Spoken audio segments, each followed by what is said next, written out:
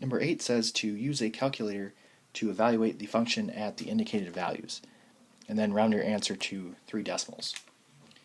So I want to do 4 raised to 0.3 plus 2, and that's in the exponent, and then plus 8, and that's in the main level.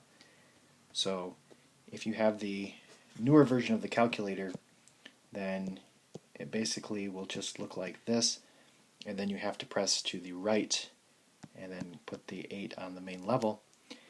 If you have the older version, it's going to be like this, and then close your parentheses, and that means that the exponent is done, and then put the plus 8.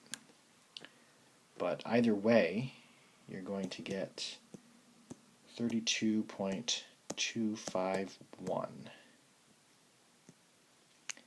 Okay, so then if you type in the square root of 2, so 4 raised to the square root of 2 plus 8, or if you have the older version, it will be like that.